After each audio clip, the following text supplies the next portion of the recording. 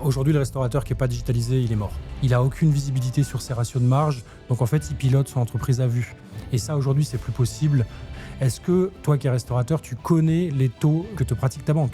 Non, personne ne les connaît. Il n'est pas forcément nécessaire de travailler avec les dinosaures du métier. Exactement. Quand tu leur mets 5, 6, 7 outils d'un coup, forcément, ça devient un peu compliqué dans l'opérationnel. Le restaurateur qui aujourd'hui va se digitaliser, il va gagner en sérénité au quotidien. Et de voir ce restaurateur qui initialement était un peu perdu reprendre le contrôle de son établissement, ça, c'est un vrai plaisir pour nous. À se simplifier la vie et à se dire, OK, qu'est-ce que je peux faire aujourd'hui qui peut rendre tout le reste plus facile, voire inutile.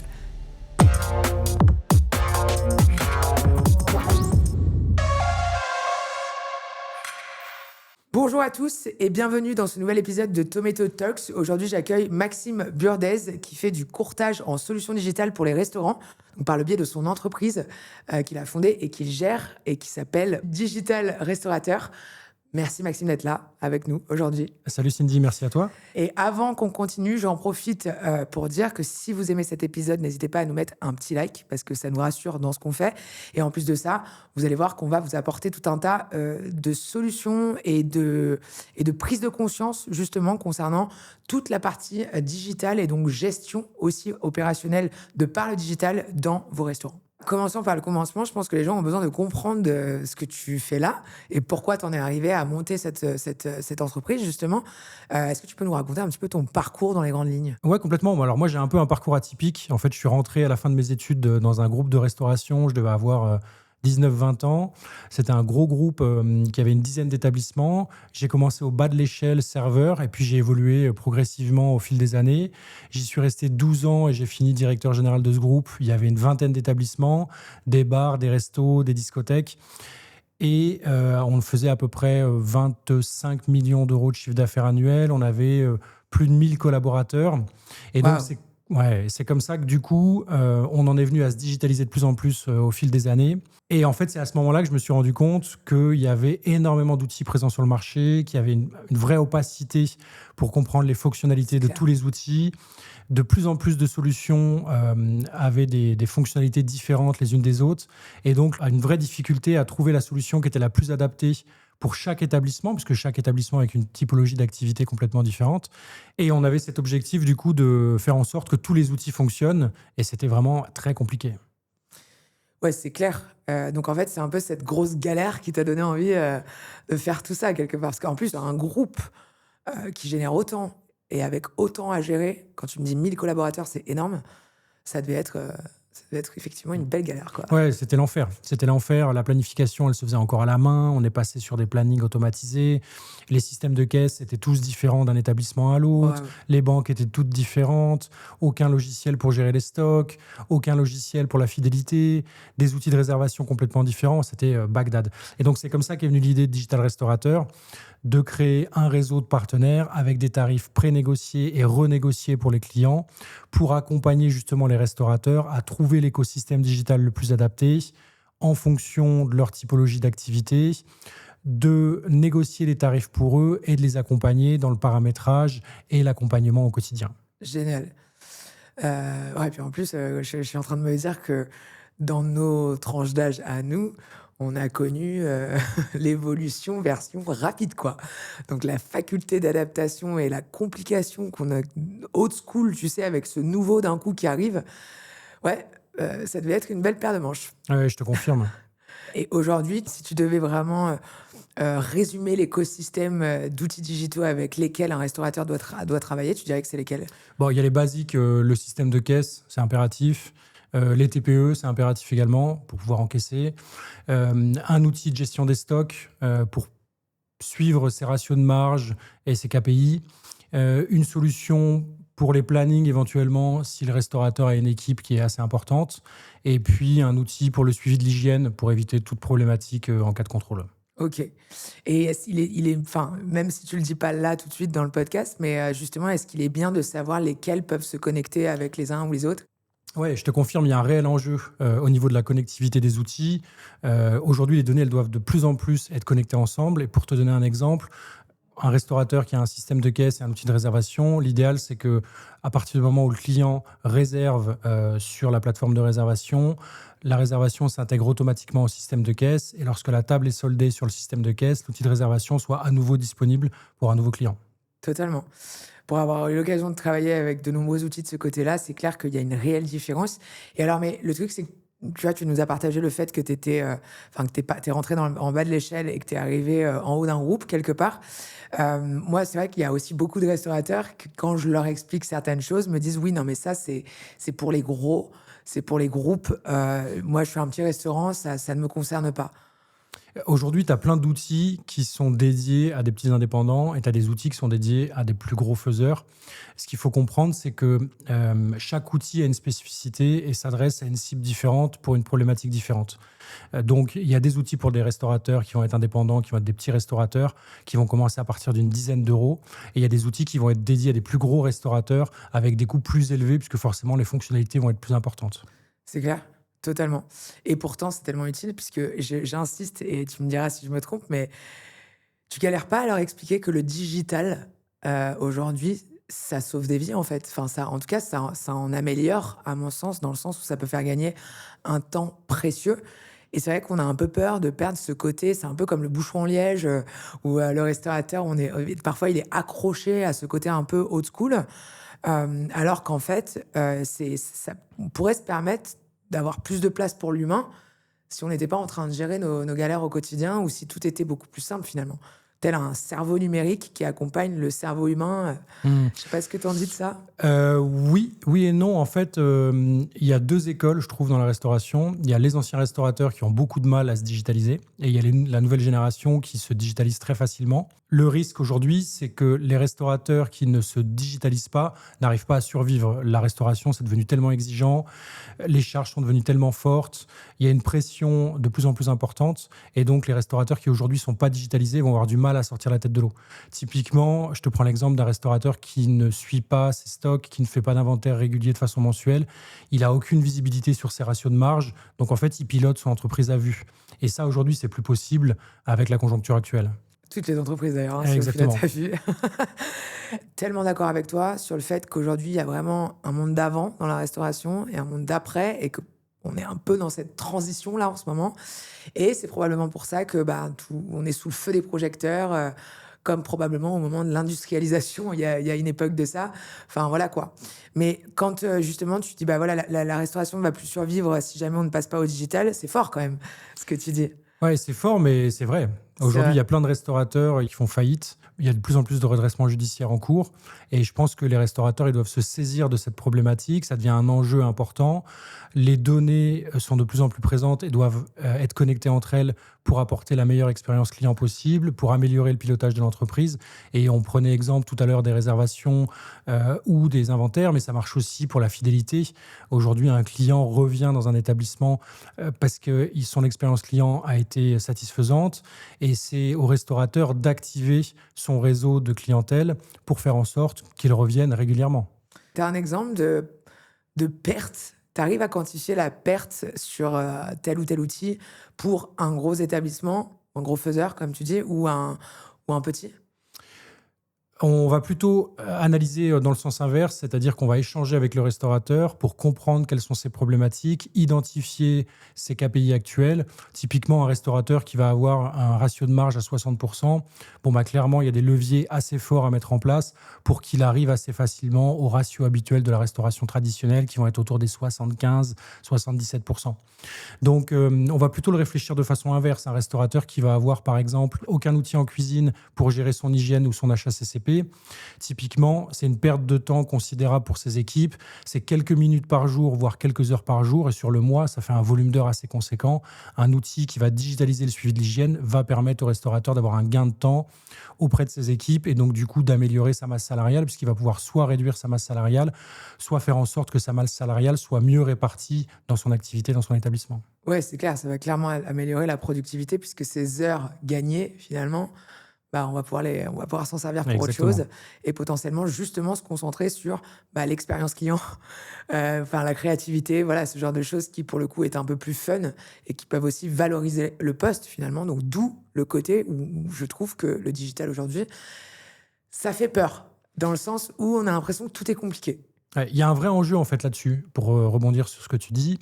Le restaurateur qui aujourd'hui va se digitaliser, il va gagner en sérénité au quotidien. Alors souvent au début, la mise en place des outils, elle peut être un peu longue parce que implémenter des outils, ça prend du temps et ça se fait pas par magie. Ce serait une hérésie que de penser qu'en prenant un outil de planification, c'est fini, les Ouais. plannings se font tout seuls, ou un nouveau système de caisse, que ça encaisse automatiquement pour le client. Malheureusement, il y a beaucoup de restaurateurs qui aujourd'hui ont ce réflexe et qui du coup sont déçus, qui du coup n'utilisent pas toutes les fonctionnalités disponibles dans cet outil. Et finalement, il y a une certaine déception. Aujourd'hui, les commerciaux qui travaillent pour ces solutions ont souvent tendance à pousser à l'achat ou à la souscription. Et finalement, il y a une déception du restaurateur qui, lui, n'est pas accompagné pour mettre en place ces solutions et faire en sorte qu'elles tournent à plein régime et que les fonctionnalités soient complètement utilisées pour améliorer leur vie quotidienne et l'opérationnel. Typiquement, un restaurateur qui va mettre en place certains outils, que ce soit les outils de fidélisation, de notoriété, de gestion des plannings, etc., va avoir un confort au quotidien. Maintenant, il faut quantifier est-ce que ce confort équivaut à la tarification qui est proposée. Donc nous, on s'engage à aller négocier auprès des solutions les différentes tarifications, mais l'idée, c'est de mesurer l'impact d'un outil chez un restaurateur, un outil utilisé à pleine puissance. Est-ce qu'un outil de planification utilisé à pleine puissance à cette tarification-ci va faire gagner du temps au restaurateur, va lui faire économiser de la masse salariale, et est-ce que c'est pertinent pour le restaurateur ou pas? C'est cool et en plus t'aides à l'implémentation, c'est ça? Oui, exactement. Nous, on s'occupe de faire l'implémentation aussi pour les clients s'ils ont besoin. Et si jamais ils ont un souci, il y a un suivi par rapport à ça? Exactement. Nous, on les suit au quotidien, on s'assure que les outils fonctionnent. On a identifié en fait une vraie problématique auprès de toutes les solutions avec lesquelles on est partenaire. Aujourd'hui, on travaille avec plus de 180 solutions partenaires. On a identifié une problématique de service client. Ils ont une force énorme sur les sales et sur la vente. Donc, en fait, ils ont de très bons commerciaux qui font les ventes. Et derrière, le suivi client n'est pas toujours assuré. Donc, nous, on assure le suivi client, le paramétrage des solutions pour faire en sorte que chez le restaurateur, ça fonctionne. OK, c'est génial. Donc du coup, même s'ils ont un problème tous les jours de l'année et qu'ils t'appellent, vous allez les aider, c'est ça? Exactement. Mm. Ça, c'est vraiment un super soutien. Mais moi, ce qui me rend assez, enfin, ce que je trouve dingue, pardon, c'est, le côté, où, c'est toi qui le fais et pas les outils eux-mêmes, quoi. Oui, mais en fait, ils absorbent le digital prend une place tellement forte aujourd'hui. Ces solutions absorbent une croissance tellement rapide. Il y a de plus en plus de startups qui se lancent dans la digitalisation, de plus en plus d'outils qui arrivent sur le marché. Et ces outils-là ont une croissance tellement forte. Alors, certains assurent un service client qui est très bon, mais d'autres, c'est pas forcément le cas. Donc, c'est à ce moment-là que nous, on intervient, en sachant qu'à partir du moment où un outil est bien intégré, logiquement, le service client derrière, il est assez faible. Je prends l'exemple d'une solution de caisse qui serait très bien paramétrée. Il n'y a pas de problème au quotidien dans l'exploitation. Par contre, une solution de caisse qui est mal paramétrée, il peut y avoir des soucis au niveau de la TVA, des soucis au niveau des encaissements, des soucis au niveau des imprimantes en salle ou en cuisine. Et donc, en fait, ça crée des problématiques au quotidien que ces solutions n'arrivent pas à traiter parce qu'elles ont fait un mauvais onboarding. Donc, nous, on s'occupe d'accompagner le restaurateur à ce niveau-là. C'est top. Et d'ailleurs, le Wi-Fi, les problèmes de réseau, de Wi-Fi, tout ça, c'est un problème pour ces outils? Ou il y a Ça des solutions justement autres? Ça peut l'être pour certains, mais aujourd'hui, dans la grande majorité des cas, ils fonctionnent tous hors réseau. C'est-à-dire que tu peux très bien utiliser l'outil sans réseau et à partir du moment où l'outil récupère du réseau, il renvoie les informations au réseau. Donc ça peut être le cas encore sur certains outils, mais c'est relativement rare. OK. Et d'ailleurs, ça me fait penser à il y a quelques jours de ça, j'étais à Lille et dans tous les restaurants dans lesquels je me suis posée à Lille, on avait, tu sais l'application Sunday là? Donc le QR code qui était posé à table, où tu suis carrément ce que tu dépenses, quand tu commences à prendre ta commande. À la fin, tu peux payer directement, tu peux laisser du pourboire, tu peux splitter l'addition. C'est vrai que c'est moins répandu dans certaines villes. Là-bas, c'était quasi de partout. Est-ce que tu penses que ça, pour le coup, c'est un peu l'avenir aussi pour les restaurants? Sunday, non, c'est un très bon outil. Je pense qu'il est exploitable dans certains établissements, pas dans tous. En fait, ça dépend vraiment de la typologie d'activité du restaurateur. C'est très pratique pour un restaurateur qui a un gros débit, un fort volume. Maintenant, nous, on rencontre parfois certains restaurateurs qui peuvent avoir des craintes sur ce dispositif qui pourrait être installé en terrasse, par exemple, avec des clients qui pourraient se lever et faire Resto basket, quoi. resto basket, ouais, basket resto. Et donc, effectivement, ça peut être une crainte. Mais sinon, non, c'est un très bon outil qui peut être utilisé justement pour consacrer consacrer plus de temps au service auprès des clients et casser ce frein du paiement et du tips. Mais honnêtement, je pense que même moi, je faisais vraiment partie de ces restaurateurs old school, quelque part. Genre, c'était mieux avant. C'était mieux avant. Redonnez-nous le charme de la restauration. Mmh. Et en fait, finalement, j'étais plutôt... étant donné que j'étais toute seule, je suis allée manger sur un comptoir, tu vois, toute seule.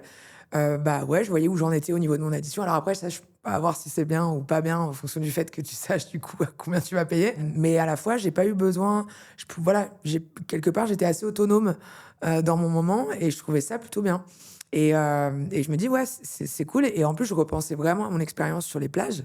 Parce que pour avoir été directrice opérationnelle de plage sur la Croisette, etc., bon, quoi qu'il en soit, un resto basket, j'ai envie de dire, avec ou sans Sunday, il y a quand même, nous aussi, pas mal de clients au bout de la plage sur leur matelas qui nous l'ont mis à l'amende, hein, si je dois vraiment parler concrètement. Donc, par contre, ce qui s'est aussi beaucoup passé, c'est le plagiste, les plagistes qui font de leur mieux parce que le bar, il est à l'autre bout de la plage, etc. Et le client a soif. Non, mais c'est très pratique. Moi, je te confirme que c'est des outils qui sont géniaux quand tu as un débit qui est fort, quand tu veux consacrer du temps au service que tu apportes à tes clients. C'est des outils qui sont parfaits, qui ont un coût, certes, mais qui, du coup, permettent aux clients d'être complètement autonomes, de pouvoir splitter l'addition quand ils sont plusieurs et qui s'adaptent parfaitement sur des gros volumes. C'est un petit peu moins le cas sur des petits volumes, mais sur des plus gros volumes d'affaires, ça fonctionne très bien. Ouais, totalement. Et ça reste une crainte à lever auprès des restaurateurs, hein. Ça, c'est des craintes qui peuvent être retirées.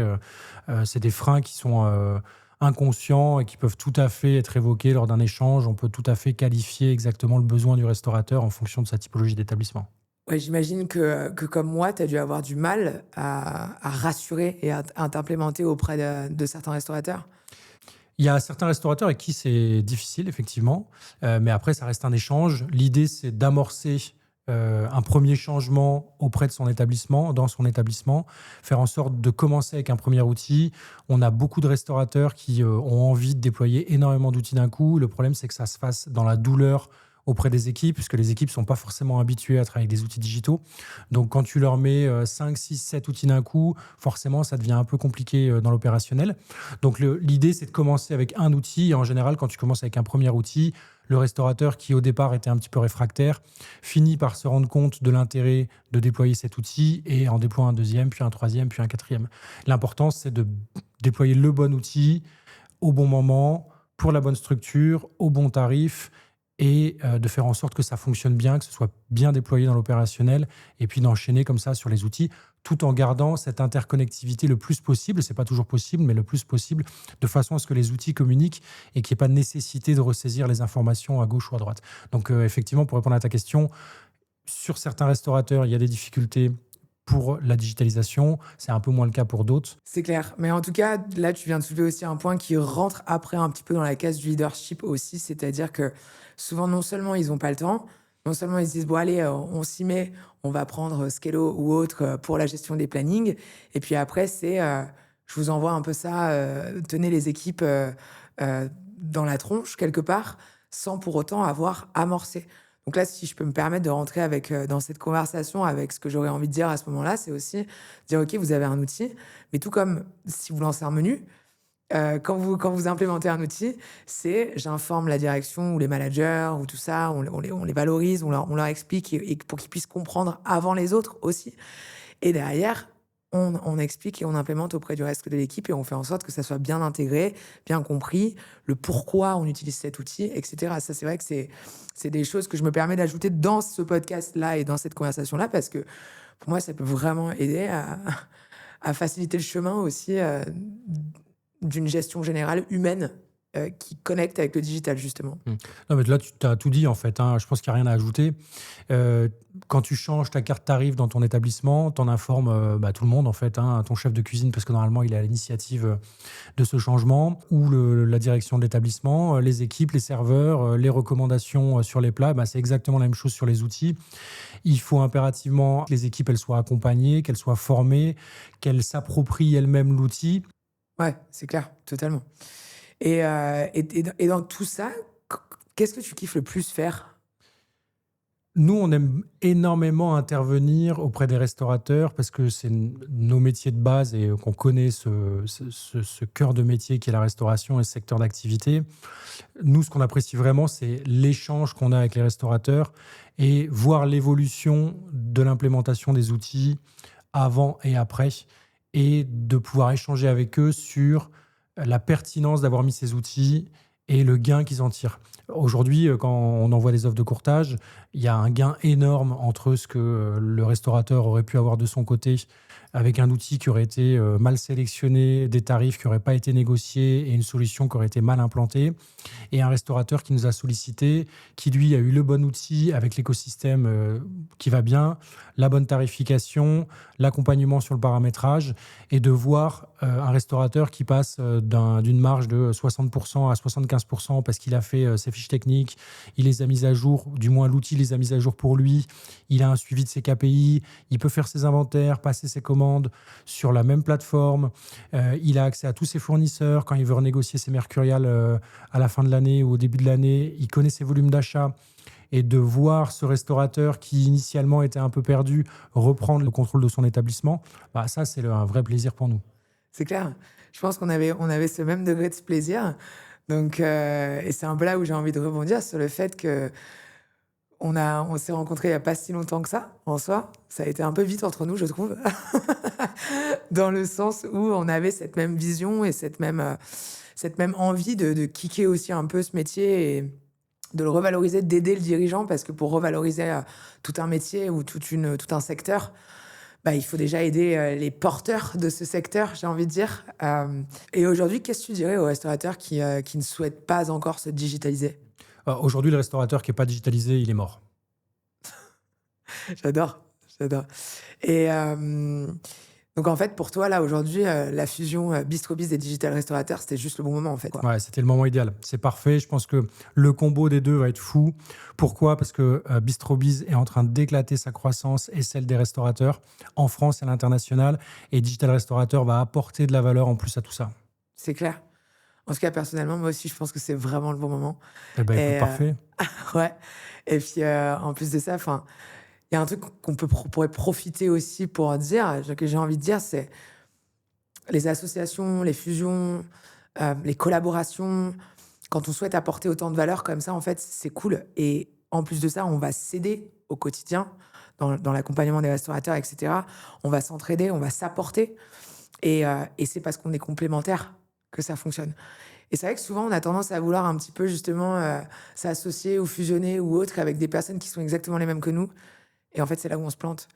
Et je pense que c'est un peu le petit rappel que j'aimerais faire aussi aux restaurateurs, c'est de se dire, si vous voulez, aux restaurateurs ou j'ai envie de dire tout entrepreneur, c'est pas une nécessité que de collaborer, que de s'associer, que de fusionner. Et quand on décide de le faire, c'est que vraiment, il y a un vrai impact, il y a de la vraie valeur et il y a un vrai plus, en fait, à s'apporter mutuellement. Et là, pour le coup, bah, d'avoir l'accompagnement, coaching, consulting, outils, etc., croissance et avec en plus de ça la digitalisation, structuration aussi vis-à-vis de ça, pour simplifier encore plus, pour rendre d'autant plus sexy bah, le côté compliqué de la gestion d'une entreprise ou d'un restaurant, c'est juste dingue. Ah, c'est fou. Bon, en tout cas, on a tout un tas de choses à leur partager. On leur en dira plus très bientôt. Mais si tu devais t'adresser là, du coup, pour conclure ce podcast, à un restaurateur, tu lui dirais quoi? T'es restaurateur, tu navigues à vue, tu as tes ratios de marge 3 mois après, tu connais pas tes taux de commissionnement bancaire, mais ouais, en fait, what the fuck, quoi. Là, il faut impérativement que tu reprennes tout ça en main. Nous, on est en capacité de t'accompagner. Chez Digital Restaurateur, on a les solutions et chez BistroBiz aussi. Eh ben, en tout cas, merci beaucoup pour Merci, Cindy. cette intervention et pour le fait qu'on soit rentré un petit peu plus dans la technique parce que je sais que c'est important. Les restaurateurs se posent pas mal de questions à ce sujet-là. Donc, en tout cas, n'hésitez pas à nous le dire en commentaire, justement, s'il vous manque peut-être des choses auxquelles on n'aurait pas pensé de dire. C'est que le début d'une longue collaboration avec Maxime. Donc, du coup, on aura l'occasion d'en refaire d'autres.